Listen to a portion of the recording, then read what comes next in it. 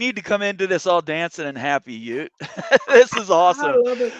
Welcome, everybody, to another edition of Wild Ute University on the College Football Mafia Network. We're glad to have you here tonight. And this is a special edition that Wild Ute has been building and building Mm, and building. And it's really important that everybody join us because we're going to be talking about the University of Miami today and do they fit into the Big Ten? Before I jump to the slides, Ute, what do you want to tell everybody that you learned going into this? yeah, a lot of chatter about Miami going to the Big Ten, if they're fit or not. They're really up and down, as we'll find out, as far as a lot of different measurement categories here. So it's a fantastic analysis and study on the University of Miami. But you know what? It's so exciting just doing any analysis on these guys. I mean, I'm in the beach mode right here. I've got my beach shirt on, hat on, and stuff. I'm feeling the Miami sunlight just kind of flowing through out here. So, really excited to dig into this one. Is Miami a fit to the Big Ten? So, let's just jump in. All Take a look. right, let's do it. All right. So, starting out, our methodology. And the methodology in this case, if Miami is a Big Ten fit, is based on 6 criteria, and it's outlined right here for y'all to see. The history of the program, the football success, the perception of the program based on recruits, the recruiting results based on 24/7 compilations, the viewership numbers over the last 3 years, their academic power ranking, and lastly, the Miami market. We're going to compare all of these different attributes to the Big Ten median to see where the Miami Hurricanes, where they stack up. So let's jump into it right here. All right, let's look at the history of the Miami football program. This is only football, and let's just see some key attributes here. National championships. Miami has 5 national championships to their name. Does that surprise you, Bomber? 5?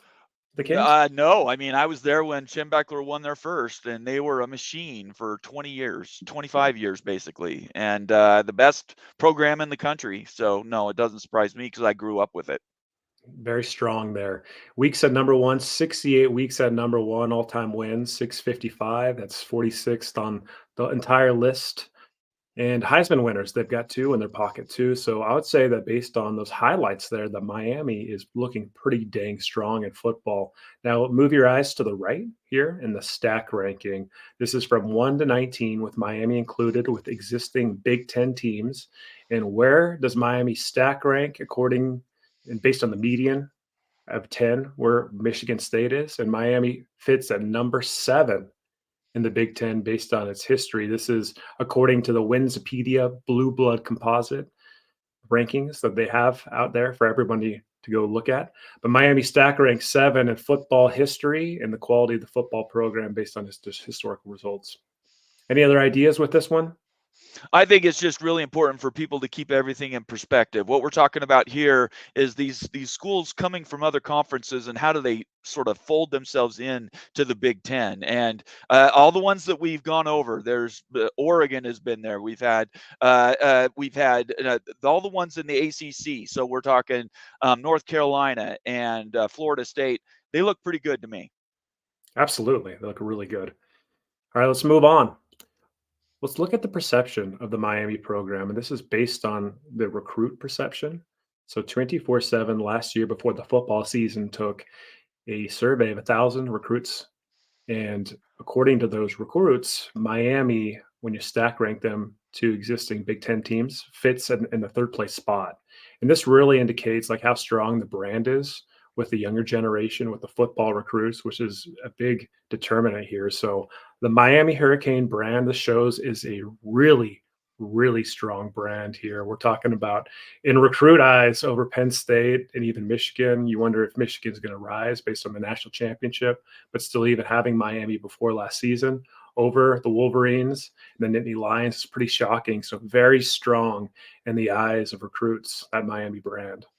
Well, and I think that's why you heard several weeks ago that Miami was really Fox's pick to come in Uh, to the Big Ten, and we see why, because Oregon was the other Fox's pick, if you want to compare it, and I very much equate them with Oregon. From that standpoint, I could see why they would want them in the Big Ten. yeah, seriously, look at that. Oregon and Miami right next to each other. Very, very good comparison right there, Bomber. So let's move on. Okay, recruiting. This is a newer way to look at recruiting based on like a new method. We changed the method a little bit. In the past, it was just based on the 2023 team talent composite per 24/7. But we wanted to add a little bit more of a blend about the new recruiting 2024 results. So right here, this is a weighted blend right here, where the 2023 talent composite list had a 75% weight in these stack rankings, and then the 2024 recruiting class had a 25% weight, as you can see with that big circle in the middle here. And when you do the math on all that, the stack ranking shows to the right, and the Miami Hurricanes show up as the number 4 of 19 Big Ten teams as far as recruiting success, recruiting results, which is also another indicator of how strong the football brand is and the overall Hurricane brand is. So can I ask a question here? Because I think this is where you have this dichotomy. We just spoke a second ago about TV ratings and why Fox might want an Oregon or a Miami, but this is an area where I would think they wouldn't want to compete. Why bring Miami in to the fold of the Big Ten, realizing that they could potentially become this behemoth in recruiting and make schools, even big schools like Penn State and Michigan, even Nebraska, quake a little bit? That's where there's this sort of bipolarism. You want them in the league to make it strong, but at the same time, do you really want them in the league? Because they could become a powerhouse in the recruiting ranks. 100% correct. Fantastic question. The reason that you do this, if you're an existing Big Ten team, is to establish a deeper footprint in the state of Florida for recruiting. Like some of these teams already recruit pretty good out of the state of Florida, but imagine if you had Miami and perhaps even Florida State in conference. All Right. of a sudden, that becomes Big Ten land rather than SEC and ACC land. And all of a sudden, Michigan, Penn State, and Ohio State are all over the place down there Yeah, that's recruiting. true. So I think that Florida provides so much talent that it lifts all boats, bringing Miami in. But yeah, Miami will grow more and more. If they get into the Big Ten, they will be an absolute recruiting power. They already are. Right. But they're going to be an elite recruiting power. And so I think everyone lifts bringing Miami in. And plus, like just that Miami recruiting territory is so good with so many good players that it's going to lift everybody. But Bomber, going back to your point about Oregon and Miami being similar picks, for a Fox or a TV network, look, they're kind of showing up again in the same Yes. territory. Yeah. Yeah. So I think that was nails again. But really, Miami, when you're looking at football success, recruit perception, and actually recruiting results, Miami is scoring really well so far. Now let's move on. Okay. So this is a little bit of a 180. Yeah, for sure. So looking at viewership over the last 3 years, and these are the Nielsen recorded games, so it doesn't include the ACC network, Pac-12 network, or Peacock, where Miami stack ranks as far as their average viewership is very low That when is you're stacking ridiculous. with the Big Ten. Isn't that That's crazy? in SMU territory. I mean, come on. That It's hit absolutely nuts. nuts between Illinois and Northwestern. Yeah, Like, and you saw, I mean, the recruiting, the history of the program, like it's been fairly strong. I know right. that Miami hasn't had undefeated seasons; they've had decent seasons, but this is an absolute jaw dropper right here as Yes, far it as is. how low the Hurricanes are on the viewership scale. You would imagine it's probably based on the teams that they're playing in the ACC, right? Like we can always compare that and say, hey, they're not playing Florida State every week. But if Right, Miami right. was playing in Ohio State, Michigan, Penn State, now Oregon, like what's the potential growth of that TV viewership number? Right now it's sitting in 17 of 19 spot. Right. But really, could that lift to a median or above median in the Big Ten? Perhaps, definitely with Miami. It seems like there's a lot of upside with the brand. But right now, seriously, shocker, 17 of 19 in the viewership. What do you think about that? It is shocking. I mean, these are the type of returns you get. Really high recruiting rankings, like Texas A&M always gets, but then they don't win anything, and that's the problem. Is that the reason viewership's down? I do believe is tied to the conference they're in, but they also have to win football games, and they haven't been Mhm, doing that at a high enough clip.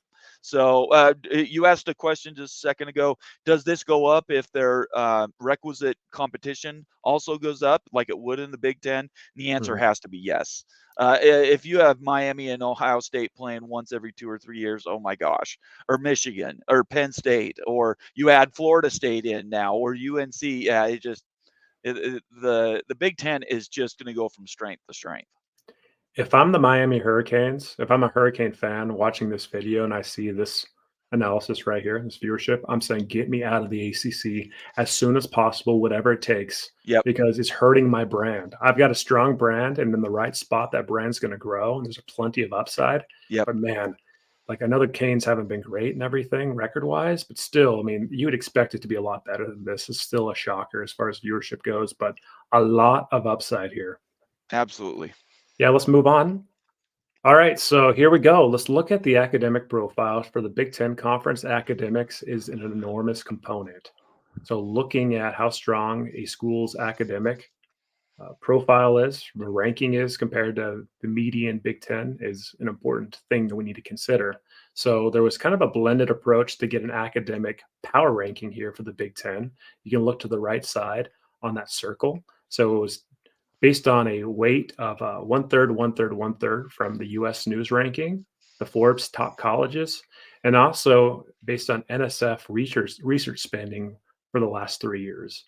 So all those things blended together, all those ranks combined for the overall power rank, which is on the left side of the screen here. And Miami spits out number 16 of 19, largely because Miami isn't a strong research spending school. They have AAU status, which is nice, and the Big Ten likes that. It's not a necessary, but their R&D spending isn't super high, so it's really dragging them down here. Yeah, but what do you think about this, Bomber? I'm not surprised. I mean, if you think about Miami as a destination school, you have the climate, you have the state they're in, and then you have their football prowess, right? Those are the things you're Mhm. recruiting to. Are these important to the Big Ten? Yes, but it's not enough that would dissuade anybody that they're not a brand that you want to have in the league. So I think it is important. We know education is I mean, we are talking about educational entities here, but it's not anything that would, throw an alarm up or anything like that. Exactly right. And look where Oregon is sitting at 18. Yeah, Miami and right, Oregon right. hanging out again, right? Yeah, And I'm with you on that. Miami, they are a really good academic school. I think this just speaks to the quality of all these Big Ten schools. I mean, these are the best schools in the US and in the world in a lot of cases. Highly ranked schools, juggernauts. And so whenever you see a school like at the 16th position, that doesn't look great on a stack ranking, but Miami is a very, very good academic institution still when you look at the broader scope of everything. So moving on here, the market. I have to say this is the most surprising, perhaps, of all of the slides in the analysis. So you can see Miami sitting right down there in the southeast yep, corner.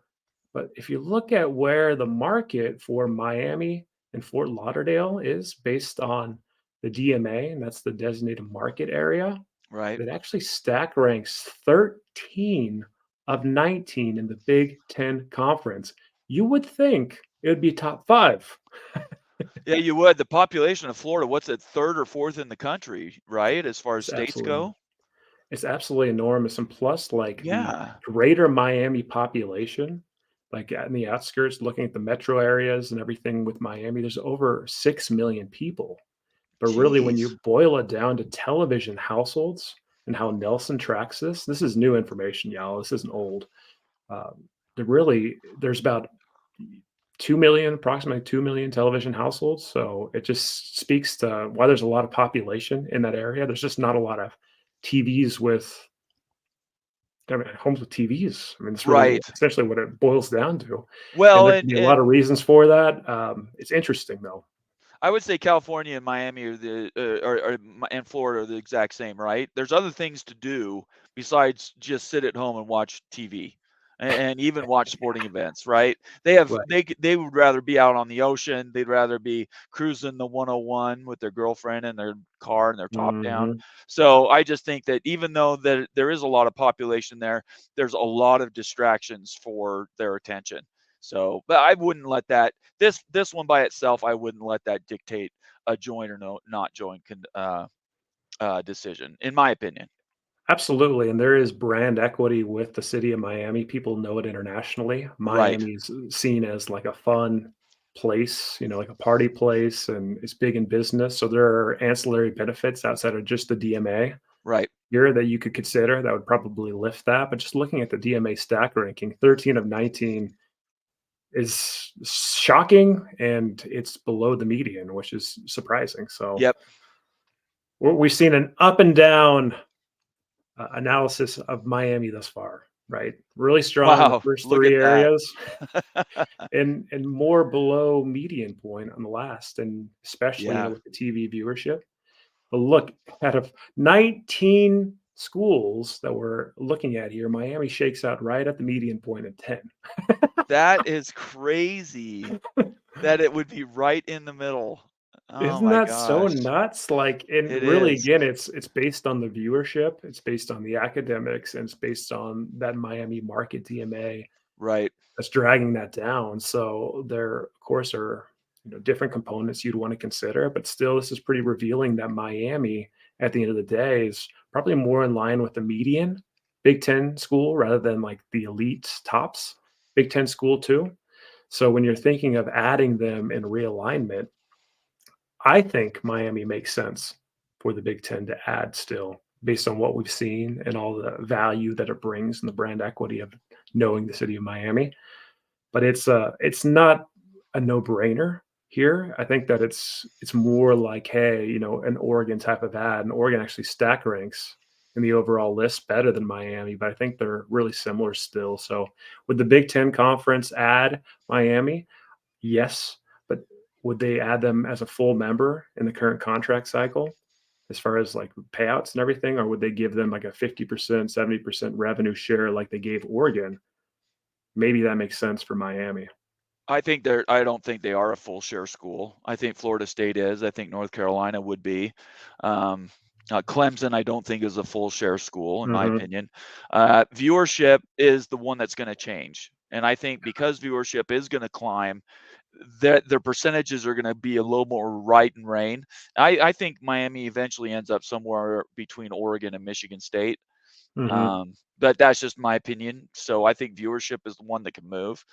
But yeah, I mean the other things, the balance of those all those measurements is pretty remarkable. Where they at least right today where they fit. Absolutely, and great point as far as the moving up with higher TV viewership and moving probably in between Michigan State and Oregon eventually. Right, And really, you're looking at Washington, Oregon. In that case, Miami would possibly be next if the viewership lifts. And right, again, going back to that 50% revenue distribution, Washington and Oregon are getting 50%, while USC and UCLA are getting 100% revenue distribution. exactly. Yep. So that's just something to consider here. But what's shocking is look at the stack ranking and just look at how good of an ad USC, UCLA, Oregon, and Washington were for the Big Ten. Oh yeah, They're all for above the sure. median point. They all Yeah. lifted the boat for the Big Ten. It's harder now to get into the Big Ten at the median level than it was before because of all these great ads. They took the cream of the Pac-12, and it's evident here and pretty shocking. But still, Remind me Miami's a great candidate. where did Florida State come in? Yeah, Were they Florida like State. fifth or sixth? Florida State would show up above the median point, Okay, okay. but we're going to do an overall stack ranking with all of the ACC schools after this specific series is Oh, okay. winding down. And so Florida State's going to be compared versus Miami versus UNC versus Georgia Tech and other candidates. And we're going to get a Gotcha. view of where all those teams stack up against each other to see what's the most Big Ten worthy school, if you want to say it that way. Okay. So that's going to be coming in the future. But Florida State scores really well in these metrics. Excellent. I think that's a fantastic breakdown. When you're looking at everything and you're considering all the data that go into these things, we've done what, 4 or 5 of these now. Yeah. What's the one takeaway that you have when they're considering all these schools in the ACC? I'll tell you mine. Mine is that if these schools were playing in a tougher, more competitive conference, they would be much better on the overall, because the conference they're currently in my opinion, is still number 4 out of the remaining A4, and there's just not enough eyeballs watching those games, and that's the one advantage they would get moving to the Big Ten. Absolutely. I think viewership's where they're getting hammered, all the ACC teams. The one thing to consider, though, is like the Pac-12 teams were in the Pac-12 at this time. And they're still scoring. Like Oregon still scores pretty well Oh, in first, sure, absolutely, right? In the yeah, yeah, Pac-12, and we're in the Pac-12 network's not getting recorded in those figures. So it's not like it's not a perfect analysis, but it's still a good one looking at like the Pac-12 teams versus the ACC. But right. still, I think the ACC is hurting them and they need more exposure. They need bigger games, and the Big Ten would lift that in so many ways. And Miami would benefit tremendously in the Big Ten conference. It's a no-brainer jump for Miami if they get an invite to the Big Ten. I think that they'd be a really good fit. They'd add value in certain ways. Well, I can't wait to see the next one. What's the next in the series? Which school is going to Mhm. be on the chopping block next?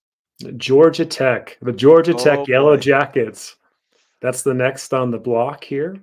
We're then going to have Notre Dame, and then we're going to finish off the series with Texas A&M. Oh, Texas A&M. Oh my gosh. Okay, that's an Maybe addition. add Virginia.